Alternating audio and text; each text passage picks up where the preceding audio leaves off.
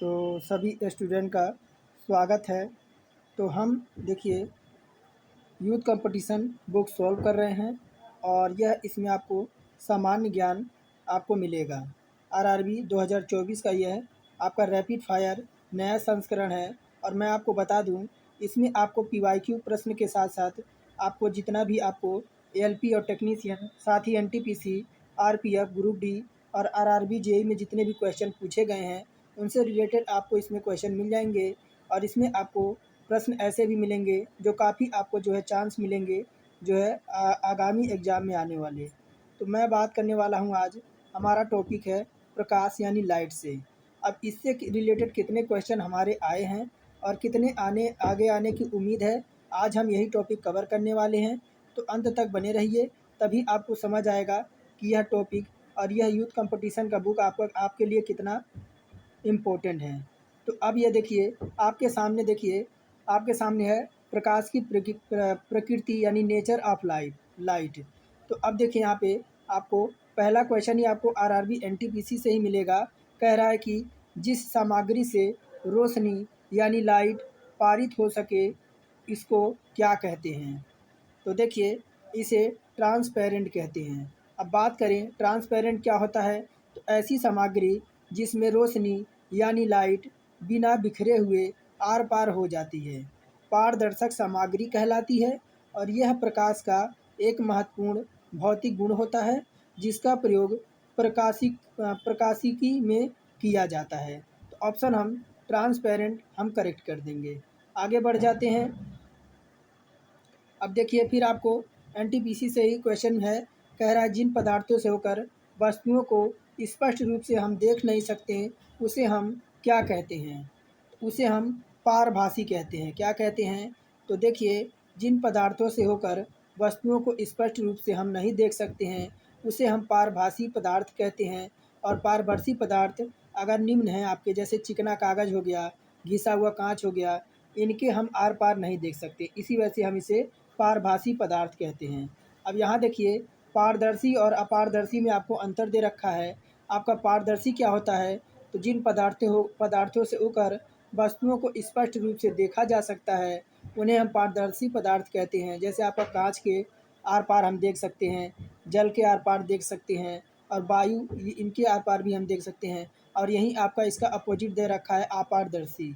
और अपारदर्शी क्या होते हैं, तो वैसे पदार्थ जिनसे होकर आप वस्तुओं को आर पार नहीं देख सकते हैं, तो उन्हें हम अपारदर्शी पदार्थ कहते हैं। जैसे अगर हम बात करें तो पेपर के आर पार हम नहीं देख सकते हैं, कोई धातु हो गई या लकड़ी हो गई, इनके आर पार हम नहीं देख सकते हैं, तो इन्हें हम अपारदर्शी कहते हैं। अब यही देखिए फिर आपको एनटीपीसी से ही क्वेश्चन है। कह रहा है कि टिंडल प्रभाव प्रकाश के डैश डैश से संबंधित है। तो टिंडल जो प्रभाव होता है वह प्रकाश के प्रकीर्ण से संबंधित होता है। अब बात करें तो किसी कोलाइडी विलयन में उपस्थित कणों द्वारा प्रकाश का प्रकीर्ण होने की परिघटना को टिंडल प्रभाव कहते हैं। और यह बात करें तो इसे हम छोटे छोटे निलंबित कणों वाले विलयन द्वारा भी देखा जा सकता है। इस प्रभाव का नाम जॉन टिंडल के नाम पर पड़ा था। जिसमें बात करें आगे, जिसमें आपका नीले प्रकाश और लाल प्रकाश की तुलना में बहुत प्रकीर्ण होता है, क्योंकि नीले प्रकाश की जो आवृत्ति होती है वह आपकी अत्यधिक होती है। अब आपको क्वेश्चन है आरआरबी एएलपी और टेक्नीशियन से, जो आपका 10/8/2018 से शिफ्ट नंबर 2 में पूछा था। तो कह रहा है कि निर्वात में प्रकाश का वेग कितना होता है। तो ऑप्शन देखिए आपके सामने पहला दिख रहा है 3 × 10⁸। अब बात करें तो प्रकाश एक प्रकार की एनर्जी होती है जो विद्युत चुंबकीय तरंग के रूप में संचरित होती है। और इसकी तरंग दैर्घ्य आपका 3900 एंगस्ट्राम से 7800 एंगस्ट्राम के बीच होती है। और प्रकाश की चाल विभिन्न माध्यमों में आपकी अलग अलग यानी आपकी भिन्न भिन्न होती है। और निर्वात में बात करें प्रकाश की चाल कितनी होती है निर्वात में, तो देखिए यहाँ पे निर्वात में प्रकाश की चाल दे रखा है 3 × 10⁸ मीटर प्रति सेकेंड होता है। और यही आपका जल में बात करें तो जल में आपका 2.25 और इंटू 10⁸ मीटर प्रति सेकेंड। और यही कांच में बात करें तो कांच में कितना होता है, तो 2 × 10⁸ मीटर प्रति सेकेंड। और यही बात करें तो तारपीन के तेल में दे रखा है तो 2.04 इंटू 10⁸ मीटर प्रति सेकेंड होता है। तो एक क्वेश्चन से हम करीब 4 से 5 क्वेश्चन हम जो है अटेम्प्ट कर रहे हैं। तो अब आगे बढ़ते हैं, अब देखते हैं कौन सा क्वेश्चन है।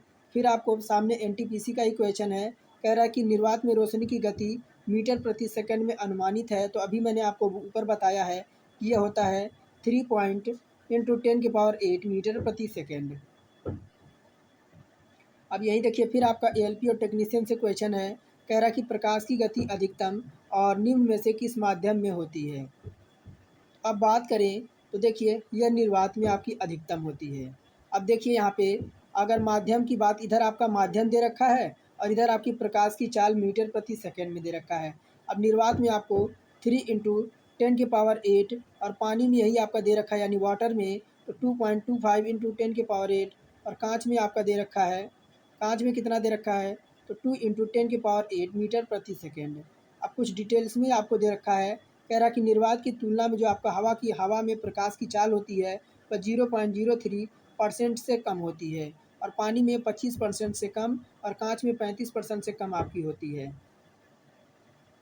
फिर आपका एनटीपीसी का क्वेश्चन आ गया जो आपका 2021 में आया था। अब बात करें तो यही कह रहा प्रकाश जैसे जैसे में संचरित होता है, तो प्रकाश जो होता है वह आपका सीधी रेखा में संचरित होता है।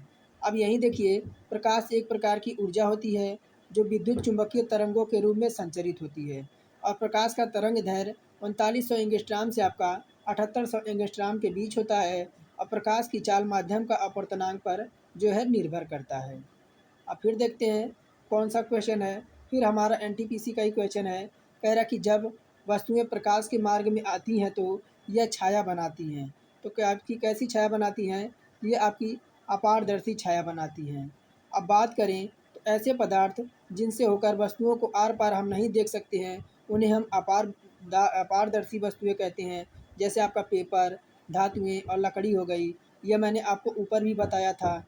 अब देखिए यहीं पे फिर आपका एएलपी और टेक्नीशियन का क्वेश्चन आ गया जो आपका 2018 में था और कह रहा कि प्रकाश का क्वांटम सिद्धांत किसके द्वारा प्रदान किया गया था। तो प्रकाश का क्वांटम सिद्धांत किसके द्वारा जो आपका प्रदान किया गया था, तो ये आपके प्लांक के द्वारा। अब बात करें, देखिए प्रकाश का क्वांटम सिद्धांत मैक्स प्लांक ने दिया था। अब मैक्स प्लांक ने एक क्वांटम का ऊर्जा यानी ई बराबर ई एच बी द्वारा दी गई थी, जहाँ एच क्या होता है तो एच आपका प्लांक नियतांक है और आपका यानी ये आपका कांस्टेंट है और भी आपका क्या है तो भी आपतित प्रकाश की आवृत्ति है। अब यहाँ क्वांटम का आपका सिद्धांत भी दे रखा है, ये इसका सूत्र होता है। अब देखते हैं फिर आपका एनटीपीसी का क्वेश्चन है, देखिए क्या कह रहा है, कह रहा है कि प्रकाश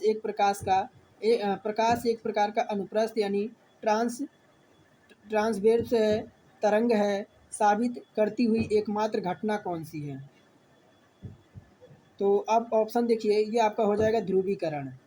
अभी आपका 2016 में एनटीपीसी में आया हुआ था, कह रहा प्रकाश एक ध्रुवीकरण की घटना सिद्ध करती है कि प्रकाश तरंगे अनुप्रस्थ तरंगे होती हैं और ध्रुवण की घटना सिर्फ आपके अनुप्रस्थ तरंगों में ही घटित होती हैं जो उनके दोलनों के दिशा से होकर संबंधित होती है। अब बात करें तो किसी गैस या द्रव्य में गतिमान ध्वनि ध्रुवण का गुण जो है प्रदर्शित नहीं करती है। तो ऑप्शन हम डी ध्रुवीकरण हमारा इसमें करेक्ट हो जाएगा।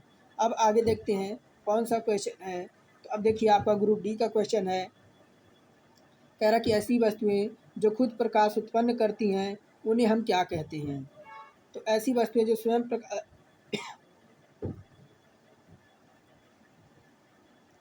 तो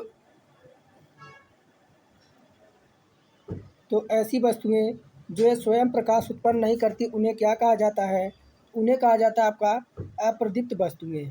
अब देखिए अप्रदीप्त वस्तुएं वह वस्तुएं होती हैं जो खुद आपका प्रकाश उत्पन्न नहीं करती हैं, जैसे आपकी कुर्सी हो गई, मेज हो गया, दरवाज़ा हो गए, लकड़ी हो गई, ये सब जो आपकी हैं आपकी क्या है प्रकाश उत्पन्न नहीं करती है। और यहीं पर अगर बात करें तो प्रदीप्त क्या होती हैं, तो प्रदीप्त वह वस्तुएं होती हैं जो स्वयं प्रकाश उत्पन्न करती हैं। जैसे सूर्य आपका स्वयं प्रकाश उत्पन्न करता है, लालटेन को जला दे तो वह भी आपका उत्पन्न करेगा, जलती हुई मोमबत्ती यह सब भी आपके प्रकाश उत्पन्न करती है।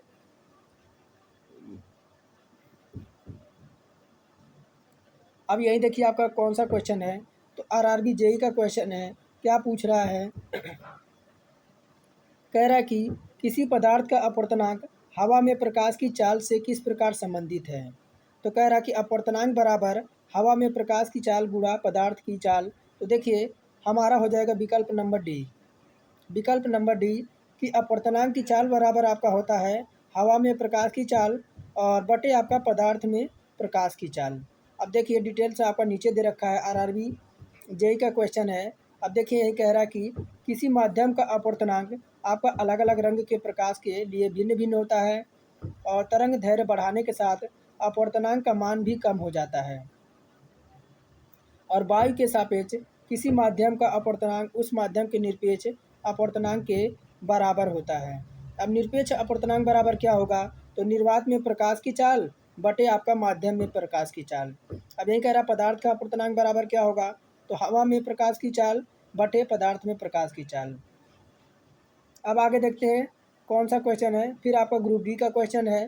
कह रहा है कि वस्तुएं जो अपनी रोशनी स्वयं उत्पादित करती हैं उसको क्या कहते हैं। तो अभी देखिए उन्हें चमकदार वस्तुएं कहते हैं। तो वह वस्तुएं जो प्रकाश स्वयं उत्सर्जित करती हैं उसे हम चमकदार वस्तुएं कहते हैं। जैसे आपका सूर्य हो गया, वह वस्तुएं जो स्वयं सूर्य की तरह आपकी उत्सर्जित होती हैं उसे हम दीप्त पिंड कहते हैं। अब यही कह रहा कि हमें घास का रंग हरा दिखाई देता है, इसका क्या कारण है। तो देखिए हमें जो है घास का रंग हरा दिखाई देता है, इसकी भी एक वजह है क्योंकि यह हरे रंग का प्रकाश को वापस हमारी आंखों पर परावर्तित कर देता है। अब यही देखिए बात करें हमें घास हरा क्यों दिखाई देता है। तो देखिए हरे घास का रंग हरा दिखाई देता है क्योंकि यह हरे रंग के प्रकाश को वापस हमारी आंखों में जो है परावर्तित करती है और किसी पदार्थ का अपवर्तनांक भिन्न भिन्न रंगों के भिन्न भिन्न होता है। जब कोई प्रकाश की किरण किसी माध्यम से टकराकर पुनः उसी माध्यम में वापस लौट आती है, इसी घटना को प्रकाश का परावर्तन कहते हैं। तो एनटीपीसी का क्वेश्चन था। फिर आपके सामने एनटीपीसी का क्वेश्चन ही है। कह रहा है कि किस साल में ओले रेमर ने इतिहास में पहली बार प्रकाश की गति को मापा था। तो यह था आपका सन 1676 ईस्वी में। अब बात करें तो प्रकाश की चाल जिसे प्रायः आपका मीटर प्रति सेकंड में जो हम निरूपित करते हैं और यह आपका एक भौतिक नियतांक है और निर्वात में इसका मान लगभग आपका 10 × 10⁸ मीटर प्रति सेकंड होता है। 17वीं सदी के मध्य तक यह धारणा थी कि प्रकाश का वेग आपका अनंत होता है, परंतु सितंबर 1676 में रोमन ने बताया कि प्रकाश का वेग आपका तीव्र होने के बावजूद भी यह आपकी परिमित है और उनके द्वारा समझाया गया तरीके पर प्रकाश की गति 3 × 10⁸ मीटर सेकंड के आपके बराबर ज्ञात हुई। अब यही देखिए कह रहा सूर्य की रोशनी में हरे रंग का दिखाई देने वाला एक कपड़ा लाल रोशनी में दिखाई जाने पर काले रंग का दिखाई देना शुरू हो जाता है। ऐसा क्यों होता है। तो देखिए ये आपका एनटीपीसी का ही क्वेश्चन है। तो ऑप्शन ए हो जाएगा कि कपड़ा लाल रंग का तरंग आयाम को पूर्णतः अवशोषित कर लेता है। अब डिटेल्स आपका देखिए नीचे दे रखा है। क्या कह रहा है, कह रहा है कि सूर्य की रोशनी में हरे रंग दिखाई देने वाला कपड़ा लाल रोशनी से देखे जाने पर काले रंग का दिखाई देता है। क्यों, क्योंकि कपड़ा लाल रंग का तरंग आयाम को पूर्णतः अवशोषित कर लेता है। जो वस्तुएं रंगों को अवशोषित कर लेती हैं और किसी भी रंग को परावर्तित नहीं करती हैं उसे हम वह वस्तुएं हमें काली दिखाई देती हैं। अब फिर आपके सामने ग्रुप डी का ही क्वेश्चन है। देखिए क्या कह रहा है, कह रहा अंतरिक्ष यात्री को आकाश आपका कैसा दिखाई देता है। तो यह सब आप जानते ही हैं, ये आपका काला दिखाई देगा। जब कोई अंतरिक्ष यात्री आकाश से जब आपका अंतरिक्ष से देखेगा उसे जो है नीचे आपको काला दिखाई देगा। अब बात करें तो अंतरिक्ष से यात्री को आकाश का काला दिखाई देता है क्योंकि अंतरिक्ष में कोई वायुमंडल आपका उपस्थित नहीं होता है, इसलिए यहाँ सूर्य की किरणें अलग अलग रंगों में विभाजित नहीं होती हैं। अब ये आपका न्यूमेरिकल दे रखा है। कह रहा 2 विकिरणों की ऊर्जा आपकी E1 और E2 दे रखी है, जिसे 25 वोल्ट और 50 EV वोल्ट से उनके तरंग दैर्ध्यों के बीच का संबंध आपको दे रखा है। तो ये आपके सामने देखिए, इसका आप स्क्रीनशॉट भी ले सकते हैं। अब यहाँ देखिए आपको कैसे यह सॉल्व कर रखा है।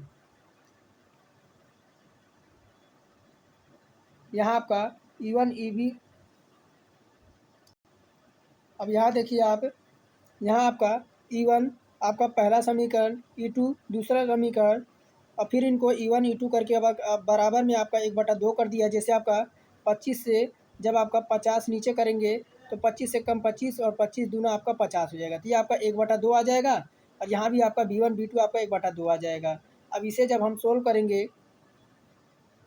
तो यहाँ से आपका B अपॉन में I बटा आपका यहाँ पे आपका 1/2 हो जाएगा, और शायद ही आपका यहाँ पे ये वाला आपका देखिए आपका ये वाला इतना आ जाएगा। अब यहाँ देखते हैं, कह रहा गली के पीछे लाइट में किसका प्रयोग किया जाता है,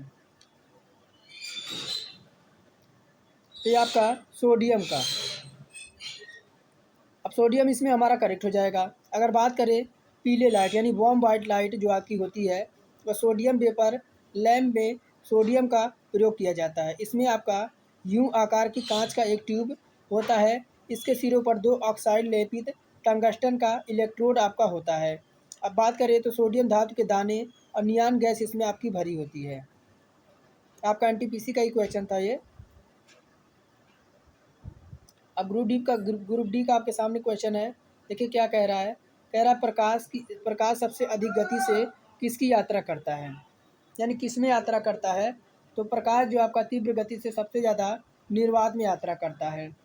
अब बात करें, देखिए प्रकाश एक प्रकार की ऊर्जा होती है यानी एनर्जी होती है, जो विद्युत चुंबकीय तरंगों के रूप में आपकी संचरित होती है। अब प्रकाश के वेग की गणना सर्वप्रथम रोमन ने की थी कि प्रकाश सबसे अधिक गति निर्वात में होती है, तथा किसी माध्यम में प्रकाश की चाल जो आपके माध्यम के अपवर्तनांक पर निर्भर करती है। जिस माध्यम का अपवर्तनांक जितना अधिक होता है उसमें प्रकाश की चाल उतनी ही आपकी कम हो जाती है। अब यहाँ फिर आपको दे रखा है, जैसे आपका निर्वात में आपका 3 × 10⁸, कांच में आपका 2 × 10⁸, तारपीन में आपका 2.0 4 × 10⁸, और जल में आपका 2.25 × 10⁸, और रॉक सॉल्ट में आपका 1.96 × 10⁸। अब देखिए फिर आपके सामने ग्रुप डी का ही क्वेश्चन है। कह रहा कि प्रकाश की गति होती है, तो अभी मैंने आपको ऊपर बताया है, विकल्प हमारा इसमें सी करेक्ट हो जाएगा। कह रहा कि हवा में प्रकाश की चाल कितनी होती है, हवा में प्रकाश की चाल पूछ रहा है। तो ये देखिए इसमें भी हमारा विकल्प नंबर सी करेक्ट हो जाएगा। ये आपका 3 × 10⁸ मीटर प्रति सेकंड ये हवा में प्रकाश की चाल होती है।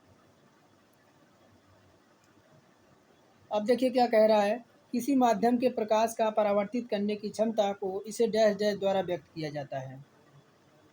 तो कह रहा है किसी माध्यम की प्रकाश के परावर्तित करने की जो है इसके द्वारा व्यक्त किया जाता है, तो हमारा प्रकाश का घनत्व हो जाएगा, यानी लाइट की डेंसिटी हो जाएगी। अब बात करें तो किसी माध्यम में प्रकाश को परावर्तित करने की क्षमता को इस प्रकाश का आपका घनत्व यानी डेंसिटी द्वारा भी व्यक्त किया जाता है। अब प्रकाश एक विद्युत चुंबकीय तरंग है जो सरल रेखा में गतिमान होता है। प्रकाश एक अनुप्रस्थ तरंग है और इसे हम गतिमान होने के लिए माध्यम की आवश्यकता नहीं होती है। फिर आपका ग्रुप डी का प्रश्न है, कह रहा जब प्रकाश विरल माध्यम से सघन माध्यम में प्रवेश करता है तो यह क्या होता है। तो ये आपकी गति इसकी जो है गति इसकी कम हो जाती है। क्या होती है, इसकी स्पीड जो है वह कम हो जाती है, इसकी स्पीड कम हो जाती है। तो ऑप्शन देखिए हमारा ऑप्शन सी इसमें करेक्ट हो जाएगा। कह रहा है कि एक माध्यम से जिसका अपवर्तनांक सूचांक आपका 1.5 है में प्रकाश की गति होगी। तो ऑप्शन बी हमारा इसमें करेक्ट हो जाएगा, 2 × 0 × 10⁸ मीटर प्रति सेकंड होगा। अब यहाँ देखिए कैसे आया है, तो अपवर्तनांक बराबर निर्वात में प्रकाश की चाल बटे माध्यम में प्रकाश की चाल। अब माध्यम में प्रकाश की चाल निकालना है तो 3 × 10⁸ और आपका 1.5 हो जाएगा। तो माध्यम में प्रकाश की चाल 2 × 10⁸ मीटर प्रति सेकंड हो जाएगा।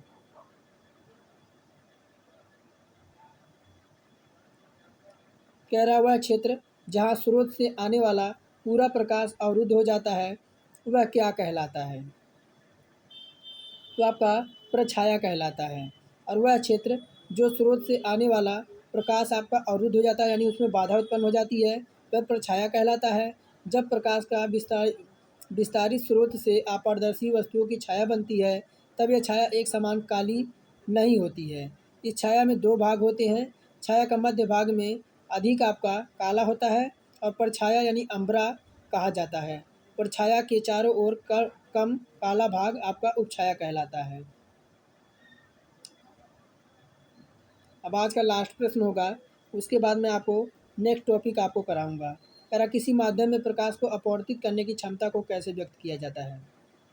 तो उसे प्रकाशिक घनत्व द्वारा जो है व्यक्त किया जाता है। तो ऑप्शन बी हमारा करेक्ट हो जाएगा। तो आज की क्लास कैसी लगी और कमेंट में ज़रूर बताइएगा। ये रैपिड फायर यूथ कंपटीशन की बुक है और इससे आपको काफ़ी चांस मिलेंगे ना आपके एग्ज़ाम में आने की प्रश्न। तो आज के लिए फ़िलहाल इतना ही। तो फिर मिलेंगे नेक्स्ट वीडियो में।